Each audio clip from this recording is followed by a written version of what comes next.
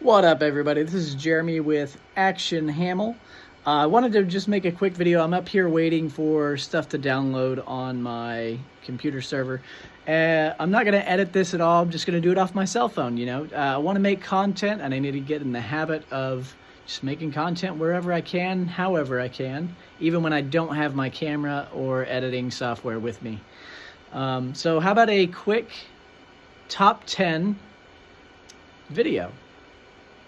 So this is going to be my top 10 favorite, my personal top 10 favorite movies of 2022 and how they performed in the box office, in the US box office only, not international, just US numbers only. So starting off with number 10 is going to be Uncharted, which US box office, it did $401.7 million, which is crazy to me. That number's nuts. Number 9 being Violent Night.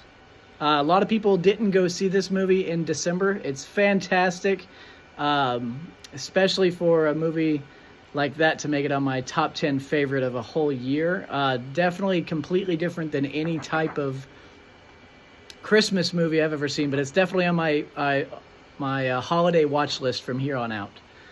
That one in US box office did $75.9 million. So a big difference from Uncharted to Violent Night. The next one, this one's going to be very controversial. A lot of people are not going to put this on their favorite list. The Unbearable Weight of Massive Talent, starring Nicolas Cage. That did take a lot of talent for somebody to portray themselves, or at least the idea of what people think he might be like. Try to wrap your head around if you were to try to make a video playing yourself when you are that famous. I don't know, it's pretty crazy. That one did not do good in the box office at all. I loved it. I bought the DVD to show my support for it. US box office for Unbearable Weight of Massive Talent did $29.1 million.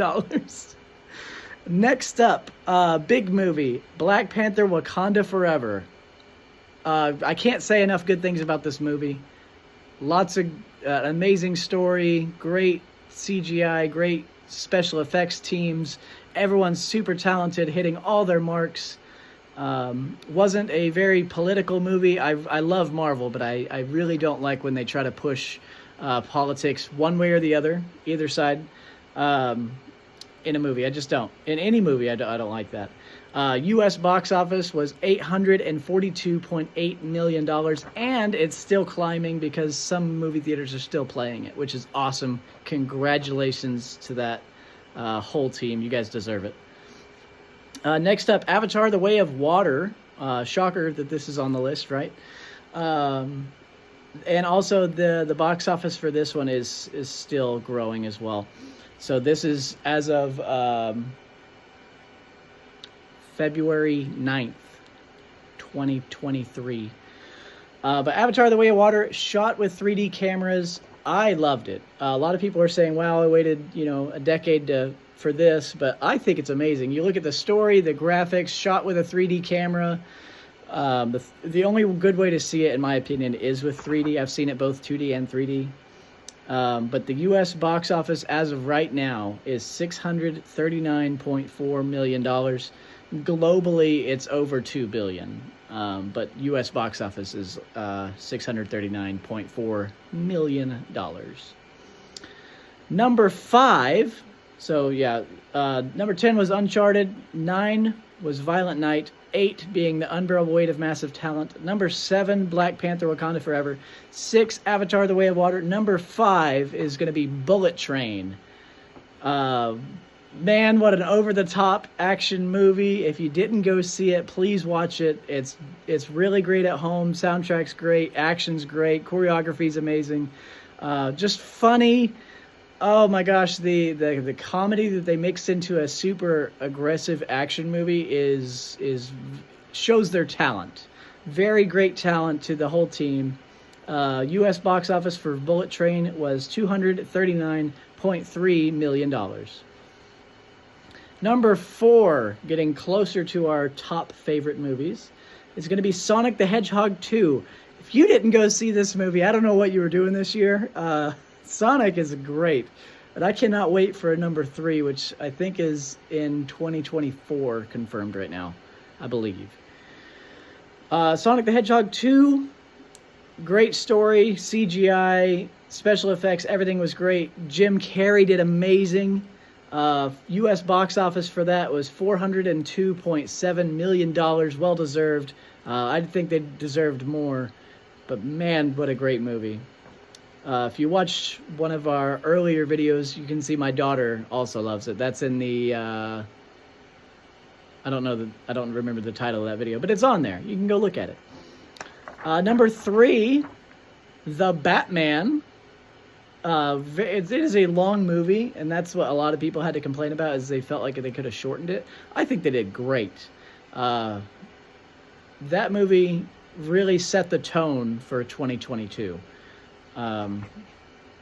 The start of the year really didn't know, there was a lot of big names on the year, but there hadn't been anything big yet, and that one hit, and you really got to see that people want to go watch movies in movie theaters, which is fantastic. I'm excited about it. I love movies. I love talking to people about movies. If for somehow you guys figure out where I live and the theater that I work at, because I don't think it's professional for me to advertise that, at least not at this point,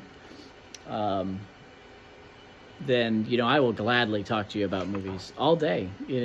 Sometimes I got to stop myself so you can go watch your movie, because I'll just keep talking. But The Batman, I loved. I watched it twice. The first time I watched it, I was like, it was good, but I didn't love it. I watched it a second time and really got to enjoy everything about it. And then hearing behind the scenes, they built the sets with the VR beforehand so they could just build it once and build it right and get the lighting the way they wanted it. Really shows the level of detail that they went in to make the movie, make the story exactly what they wanted. I think Robert Pattinson's portrayal of the Batman was pretty great.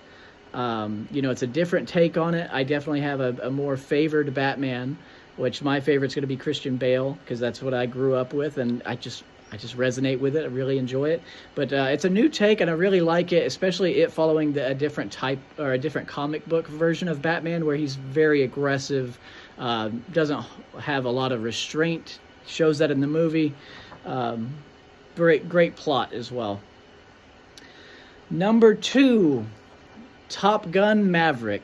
I think everybody probably saw this one coming, but Top Gun Maverick, I can't say enough. Me being a military vet, it struck home there. Me liking airplanes, it struck me there. I mean, the story was fantastic. It really got you hyped up. It got you on the edge of your seat.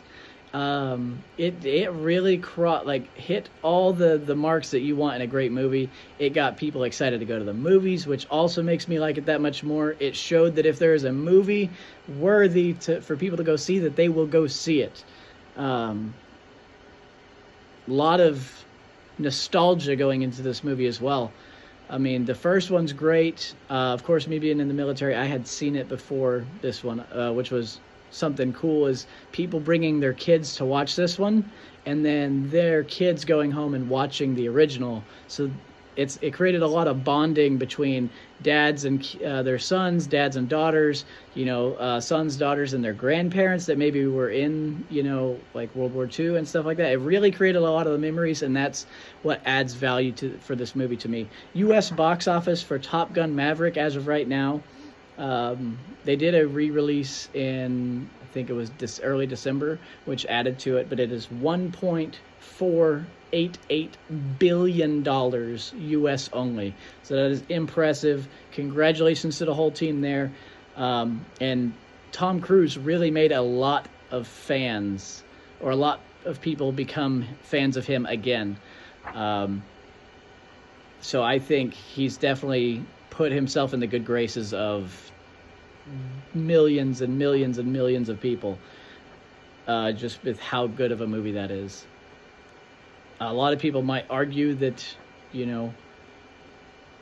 it's a copy of Star Wars, but I also love Star Wars, so I really don't care. That movie, I will say it is not a copy of Star Wars. And that I'm not going to argue that. How about that? I'm not going to argue that. But it's a good movie. If you haven't seen it yet and you were holding back for whatever reason, actually, if you didn't see it, I don't know what you were doing over the summer, but everybody saw this movie. Number one on my list, and this is probably going to be super controversial for a lot of people. Elvis is my favorite movie for 2022, and I will tell you why. It has been years since I saw a movie that got me emotional. Me growing up, my dad was always in a band, so I was always around like live music, setting up, his drum set for shows, like listening to them rehearse and stuff like that. So getting to see a movie with a great soundtrack for music, I wasn't an Elvis fan actually before I watched the movie, and leaving that movie, I'm a very big Elvis fan. You can say what you want about like historical accuracies being wrong in a few spots, but I actually watched it with a lady who is maybe the biggest Elvis fan I've ever met, and I asked her during the movie, which was it might have been considered rude, but I watched it with her and asked her if it was pretty like historically accurate so far, and she said for the most part they pretty much nailed it. A few small things here or there, but they did a pretty good job portraying it. I didn't know anything about Elvis, so getting to learn about the story, hearing the great music, them switching to the actual Elvis in some of the songs in that movie was incredible. I didn't know that he was such a big political phenomenon, about them basically like the how to word this without sounding terrible. I didn't know that they were considering him to almost be like the Antichrist, trying to mix African American people and white culture and everything together. I had no idea of that. So it's incredible to me that Elvis did so well in that time and had to battle all that as well. It really opened my eyes. I always considered Elvis to be like old people music, but man, I keep finding song after song of his that, and there are several I don't like, but man, there are some great ones. His definitely got screwed over, and I think Tom Hanks did a good job in that movie. I know a lot of people are saying that that was one of his worst movies recently, but I think he did good. But Adam Butler, you nailed it. I loved your movie. I don't think they could have picked anybody better for that after watching it. That is my top 10 favorite movies of 2022. Oh, I'm sorry. Elvis, my favorite, did $287.3 million in the U.S. But yes, that is my top 10 favorite movies of 2022. Drop your comments down in the comment section about what your favorite movie was, or maybe ask me about some of these movies. Maybe tell me why you would switch up the positions or what you would put. Give me your top 10. Like I said, I love to talk movies.